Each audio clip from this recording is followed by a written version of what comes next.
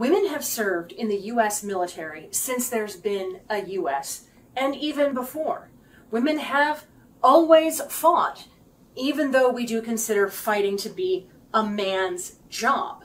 When World War II rolled around, a lot of nations experienced a manpower shortage, and they turned to woman power to make up the difference.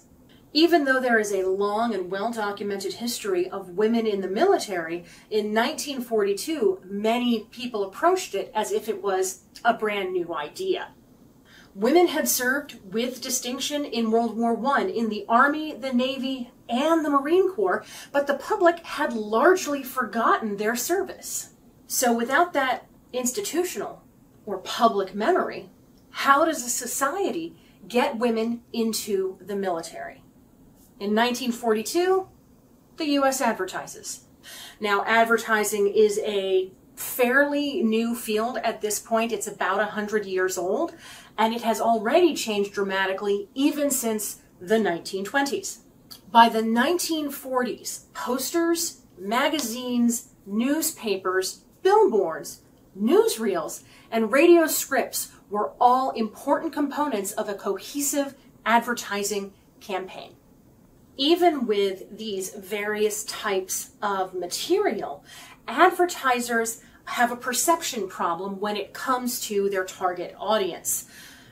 They address women in gendered social contexts. That is, they address them as an extension of a man. They do not address the woman as an individual, only as, for example, the homemaker who is dispersing money earned by the breadwinner who is her husband, or as the daughter, or the wife, or the sweetheart, or the sister of a man. And in fact, many of the early recruiting advertisements for women are about their men, inviting women to serve to bring their man home sooner, or serving in response to their man being injured or captured or even killed, although that doesn't come up in the fictional advertising copy.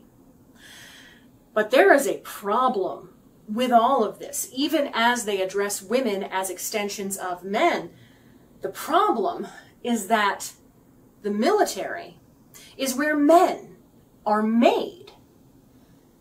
And women are not men, and in fact do not want to be men.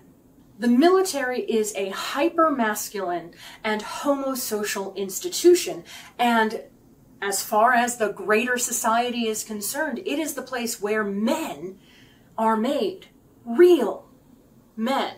Soldiers, sailors, and Marines are all considered real men because they are serving in the war. What's interesting, Marines are the real men of service members. So, hyper real? Super real?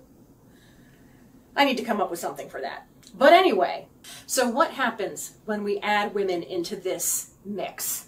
As far as advertisers go, they didn't want to touch this question with a 10-foot pole and had no idea how to answer it, so they just ignored it. They did recognize that the hypermasculinity of the military posed a real barrier to women's entry. Again, women did not want to be turned into men. Instead, recruiters focused on the benefits women would get from service in the military, along with an emphasis on all of the ways that they would be able to preserve and maintain their femininity, their womanhood. A lot of these posters and advertisements showed women doing girly things and emphasized activities like dating. Marriage rules for enrollees were a major part of the 1942 to 1943 campaigns, with the writers emphasizing that women could get married and were in high demand as dates. And they avoided the reality of the gender disparity within the military. Women in the military were desirable dates because they were soldiers, not because they were there and there weren't any other women around. Contrast this recruiting method with the unfortunate reality that in several cases, women service members were housed in locked and guarded compounds to protect them from the men of their own service. Other benefits showed up in the materials too, and they leaned into the homosocial structure of the military. This magazine ad shows what women would do in the barracks. They're having fun, playing ping pong, singing songs, talking about sending boys off to war to, quote, punch Hitler in the nose, end quote. I like this one because it shows that women were angry about the war too, and could do something about the war. Women joined for the same reasons men did, and when advertisers and recruiters recognized that, they saw results. The Navy Auxiliary was called the WAVES, Women Accepted for Voluntary Emergency Service, WAVES for short. Recruitment for the WAVES reached their desired levels when they started emphasizing equal pay and equal opportunity between men and women. The Navy has always been big on offering education to its enrollees, and when they finally addressed that to women, they immediately saw results. The Marine Corps Women's Reserve had strong enrollment with steady increase throughout the time that they were actively recruiting during World War II, with only a few dips here and there.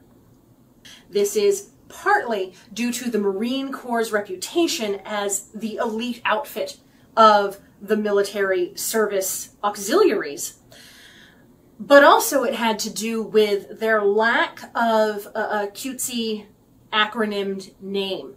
As I said earlier, the Navy created an acronym that spelled WAVES. The Women's Army Corps was just the WAC, but the Coast Guard were the SPARS, based off of the Coast Guard motto, Semper Paratus, always ready. Also, a spar is an important part of rigging. It was a double pun.